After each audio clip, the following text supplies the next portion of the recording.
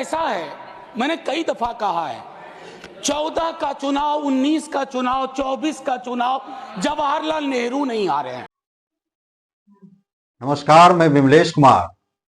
आज बात करेंगे उस विद्वान व्यक्ति मनोज कुमार झा की, जो प्रोफेसर की दुनिया से नेता बने हैं। आज उन्होंने सदन में कहा कि हम भगवान पे आश्रित ज्यादा हो जाते हैं, भगवान के पास नौकरी मांगने चले जाते हैं, भगवान के पास धन दौलत मांगने चले जाते हैं, भगवान के यहाँ पर्ची लगाते हैं, कोई अर्जी निकालता है, किसी का अर्जी लगता है तो किसी का अर्जी नहीं लगता है, इसलिए हम संविधान पे विश्वास करते हैं। उन्होंने ये भी कहा कि 2014, 19 या 24 में विपक्ष हारा है या कांग्रेस हारा है, लेकिन हम हमेशा नेहरू जी को कटघरे में खड़ा करते हैं। नेहरू जी कोई आम व्यक्ति नहीं है। पहले आप मनोज कुमार झा की कुछ चुनिंदा शब्द सुन लीजिए, फिर मैं आपसे बात करता हूं। पार्लियामेंट्री डेमोक्रेसी के प्रतीक हैं नेहरू, वो ढाल हैं, वो रक्षा कवच हैं। और मैं आपको बताऊं, हमारे नड्डा साहब ने जेपी का उद्धृत किया और मुझे अच्छा लगा कि जयप्रकाश जी ने जब इंदिरा जी को, वो इंदू लिखा करते थे, जब चिट्ठियां लिखी ना इमरजेंसी के दौरान, तो नेहरू को इन्वोक किया। I am writing to you in the name of your father Jawaharlal Nehru. वो ऐसे व्यक्ति थे, जब उनकी आलोचना नहीं होती थी तो छद्म नाम से अपनी आलोचना स्वयं करते थे। तो मैं क्या कहूं, जयप्रकाश जी का कश्मीर पर जो नेहरू जी को चिट्ठी थी या इंदिरा जी को चिट्ठी थी, अगर वो चिट्ठी आज मनोज कुमार झा अपने नाम से कॉपी पेस्ट करके लिख दे, तो सर शाम तक मैं टेलीविजन डिबेट में विलेन बन जाऊंगा। मेरे पर यूएपीए लगे ना लगे, सांसद हूं शायद ना लगे, लेकिन बहुत तरह की तोहमत लगेगी। सर एक आवश्यक बात, हम महापुरुषों की जन्मतिथि पुण्यतिथि पर माल्यार्पण वाले दुनिया के नंबर 1 देश हैं। इतनी पुष्प वर्षा करते हैं जन्मतिथि और पुण्यतिथि पे, लेकिन सर वो तिथियां इस बात की भी होती है कि हम अपनी चुनौतियों को स्वीकार करें। अगर हम संविधान दिवस मना रहे हैं, क्या फ्रीडम के बारे में नई बात होनी चाहिए?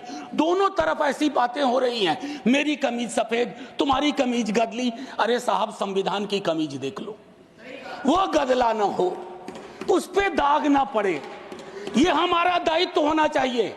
आज से 25 वर्ष बाद मैं इस सदन में नहीं होऊंगा, हम में से बहुत लोग नहीं होंगे।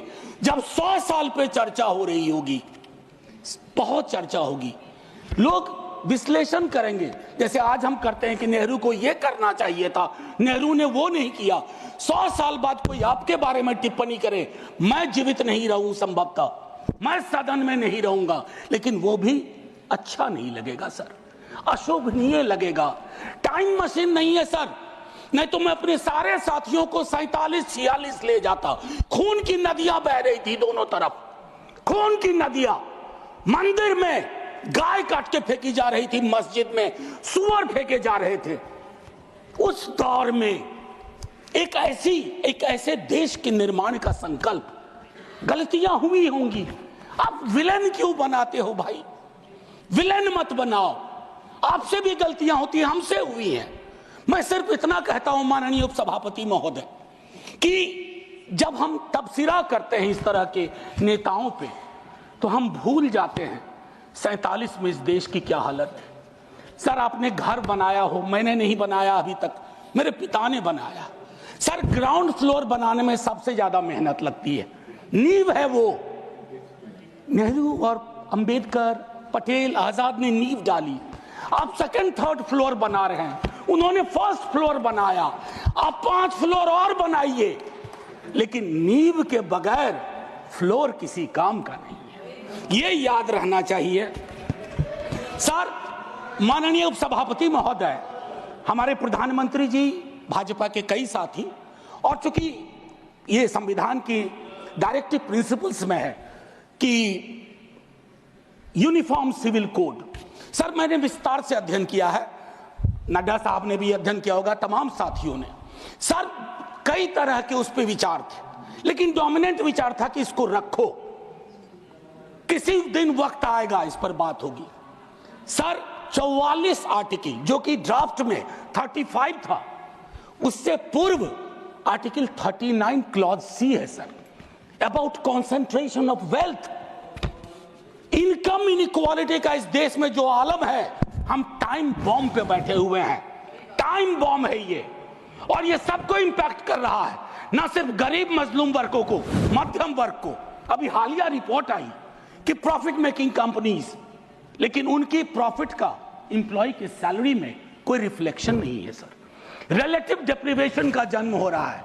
44 तक पहुंचिए यूनिफॉर्म सिविल कोड तक, लेकिन रास्ते में एक मील का पत्थर है आर्टिकल 39C।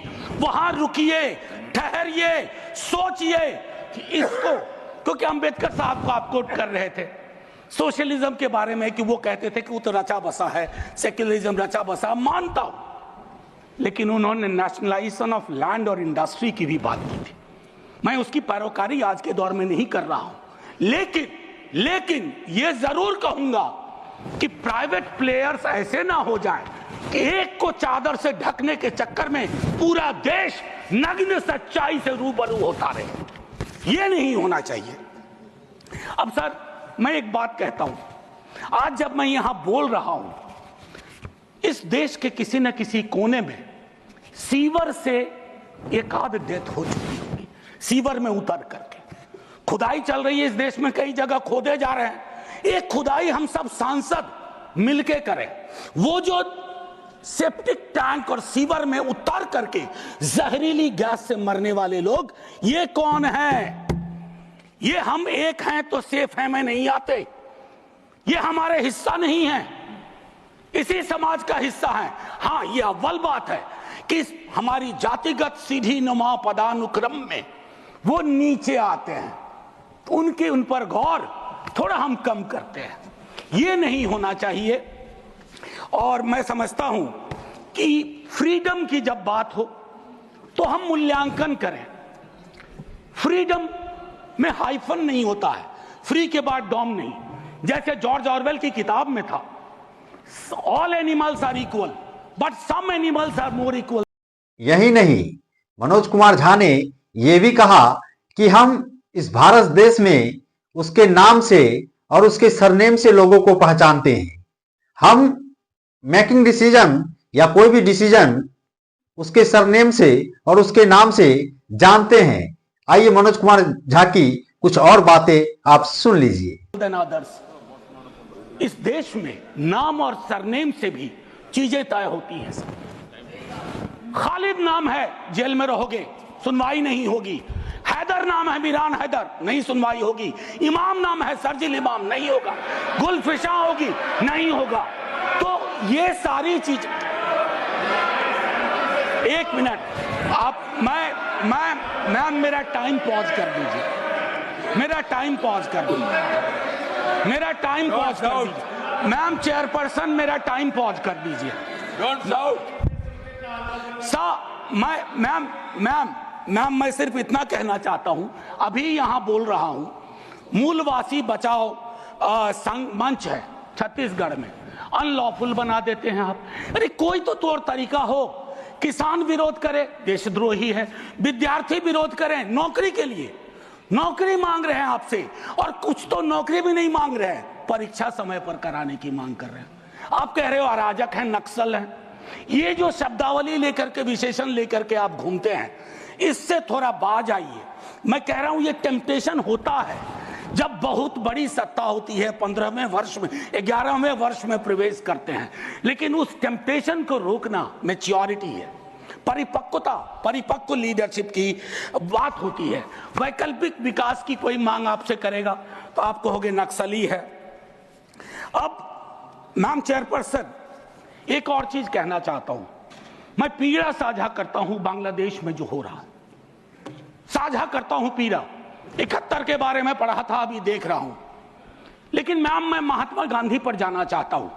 नोआखली में जब देश आजादी का जश्न मना रहा था, महात्मा गांधी नोआखली में दर दर भटक रहे थे, restoration of peace and normality, वो दौर था। उन्होंने एक बात कही थी, आज का दक्षिण एशिया है जिससे पाकिस्तान और बांग्लादेश निकला है, हमें इस बात का स्मरण करना होगा कि हमारी भूमिका सबसे बड़ी है।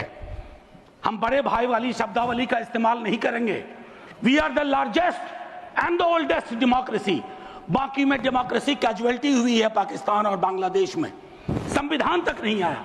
लेकिन हम अपनी अकलियत के साथ कैसा व्यवहार करते हैं, तो हम कह पाते बांग्लादेश को learn from us, to Pakistan learn from us, this is how we treat. लेकिन हमारा रिपोर्ट कार्ड अगर उसमें कमियां रहती है, मैं Sit down. Sit down. Sit down. Ma'am, chairperson, my time should be paused. Sit down. My time should be paused. My time should be paused. My time should be paused. Honorable members. Ma'am, एक चीज मैं एक चीज कहना चाहता हूं। अंबेडकर साहब को कोट किया गया, अंबेडकर साहब को कोट किया गया, और एक मिनट किसी की भावना आहत हुई है तो मैं वापस लेता हूं। It is primarily a mode of, सुनिए, it is primarily a mode of associated living. Democracy is not simply a form of living, form of government. Associated living, कितना इसको अपने जीवन में उतार पाए? ऑफ कॉन्जॉइंट कम्युनिकेटेड एक्सपीरियंस, कितना उतार पाए? जातिगत जनगणना की जब बात होती है तो बट जाते हैं हम। क्यों बट जाते हैं भाई? वर्गीकरण की बात होती है, बिना जनगणना के वर्गीकरण कैसा? एनएफएस के माध्यम से एक नई रवायत का जन्म हो गया है। एक ओबीसी की लिस्ट में क्रीमी लेयर के इंटरप्रिटेशन के लिए आप राज्यों की समकक्षता इक्विवेलेंस को एक ऑर्डर के माध्यम से छुपा देते हैं। आपका दोष नहीं भी दूंगा, कहूंगा कि अधिकारी वर्ग के अंदर अभी भी वो मानस है कि वो रिप्रेजेंटेशन से परेशान होता है, चिढ़ता है, उसको लगता है ये यहां कहां आ गए। अभी बिहार में सर्वेक्षण हुआ, कई लोगों ने कहा हम तो इतने कम नहीं हो सकते। विजिबिलिटी और न्यूमेरिकल स्ट्रेंथ में फर्क होता है। विजिबल आप इसलिए अपने को समझते हैं ज्यादा कि आप न्यायालय में हैं, आप विद्यालय में हैं, आप सड़क पे हैं, आप चौक पे हैं, आप चौराहे में हैं, तो आपको लगता हम तो बहुत, हमें कम क्यों दिखाया गया?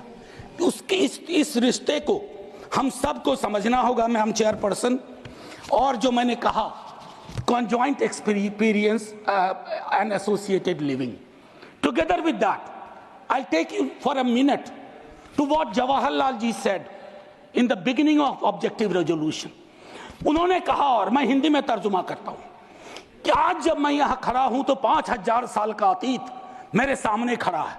मैं अभिभूत भी हूं, लेकिन मेरी चिंताएं भी हैं। इन चिंताओं और अभिभूत होने के बीच किस तरह के राष्ट्र का हम निर्माण करेंगे इस संविधान सभा के माध्यम से, मैं इस चुनौती को स्वीकार करता हूं अपने साथियों के साथ। और then he mentioned oath of tennis court. मैंने इस सदन में एक दिन कहा था कि 1789 के रेवोल्यूशन के बाद जहां से लिबर्टी, इक्वालिटी, फ्रैटर्निटी आया, जवाहरलाल जी ने कहा तब के बादशाह ने वहां कमरे बंद करवा दिए कि कॉन्स्टिट्यूएंट असेंबली नहीं बैठ सकती है। एक कमरे से दूसरा कमरा, दूसरे कमरे से बरामदा, और आखिर में टेनिस कोर्ट में पूरी की पूरी असेंबली बैठी और ओथ लिया। उसको कहते हैं ओथ ऑफ टेनिस कोर्ट। उन्होंने क्यों यह उदाहरण दिया कि हमारी डेमोक्रेसी में भी कभी इस तरह के चैलेंज आ जाए तो संसद इमारत की मोहताज नहीं होगी, संसदीय लोकतंत्र इमारत की मोहताज नहीं होगी, वो इबारत देखेगी। और इबारत में फर्क है। मैम आज मैंने कहा था हट करूंगा, 1.5 से 2 मिनट और चाहिए। अब मैंने कहा कि वन नेशन वन इलेक्शन की बात हो रही है, उस पर विस्तार से बोलूंगा जिस दिन अगर आया, अगर सिलेक्ट कमेटी को गया तो अलग बात है। लेकिन मैम इस देश में वन नेशन वन इलेक्शन था। नड्डा साहब ने कहा, मैं मानता हूं कई दफा क्या होता है, जब आप कोट करते हैं, हमारी यूनिवर्सिटी में कहते हैं कि सेमी कोलोन के बाद किसी को कोट मत करो, उसको हम लोग कहते हैं पुअर साइटेशन, कि किसी को कोट किया। जैसे आपको उदाहरण के लिए मैम 30 सेकंड में, कि मार्क्स ने कहा religion is the opium for masses, ऐसा कभी नहीं कहा मार्क्स ने। वो सेमी कोलन के बाद का एक सेंटेंस था, उन्होंने ये कहा is the Sai of oppressed, लेकिन सेमी कोलन के बाद का उठा करके कहा रहे रिलीजन के तो खिलाफ थे कार्ल मार्क्स। तो उसी तरह से साइटेशन के साथ दिक्कत है। मैं सिर्फ इतना कहना चाहता हूं, वन नेशन की वो साइकिल टूटी थी, वन नेशन वन इलेक्शन की साइकिल 60s मिड 60s में टूटी।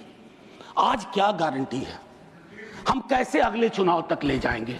Will it be a proxy governance?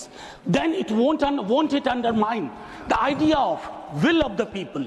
मैं समझता हूं कि इस पर विशद चर्चा हो और तभी जाकर के Kindly conclude. बस अभी तो 33 सेकंड लिया है, 1 मिनट और दे दीजिए। मैम चेयरपर्सन, तारतम्य तो थोड़ा टूट जाता है, फिर भी अपनी एक बात कह के खत्म करूंगा। बाबा साहब भीमराव अंबेडकर के बचपने का एक छोटा किस्सा। क्लासरूम में बैठे हुए थे सबसे पीछे, शिक्षक ने कहा, चूंकि मैथमेटिक्स में बहुत अच्छे थे, आओ इसको हल करो। ज्यों ही वो बोर्ड की तरफ बढ़े, जितने कास्ट हिंदू अपर कास्ट के लोग थे वो दौड़ के बोर्ड के पास गए, क्योंकि बोर्ड के पीछे उनका टिफिन बॉक्स था। उनको लगा ये पोल्यूट हो जाएगा। मैम आज वो मान्यताएं नहीं हैं, लेकिन पोल्यूशन प्यूरिटी की नई मान्यताएं आ गई हैं, एक्सक्लूजन की नई मान्यताएं आ गई हैं। और आखिरी में ऑस्विज एक जगह थी पोलैंड में, जहां जिसको सिर्फ गैस चैम्बर से मत समझिए, ऑस्विज के बनने में सालों की नफरत और घृणा थी, जिसका अंजाम ना सिर्फ जर्मनी में भुगता गया, पूरी दुनिया ने। तो ये नफरत घृणा, इस पर लगाम लगे ना तो हर मोहल्ले में ऑस्विज होगा। और आखिर में मैम, मैं आज जद पे अगर हूं, निशाने पे, मैं आज जद पे अगर हूं तो बदगुमा न हो, चिराग सबके बुझेंगे, ऐसी हवा किसी की नहीं होती। शुक्रिया मैम, जय हिंद। कुमार झा की स्पीच सुनी राज्यसभा में। अगर ये वीडियो आपको अच्छा लगा तो वीडियो को शेयर कर दीजिए, वीडियो को लाइक कर दीजिए और मेरे Vimlesh Kumar official YouTube channel को सब्सक्राइब कर लीजिए। जय हिंद, जय भारत, धन्यवाद।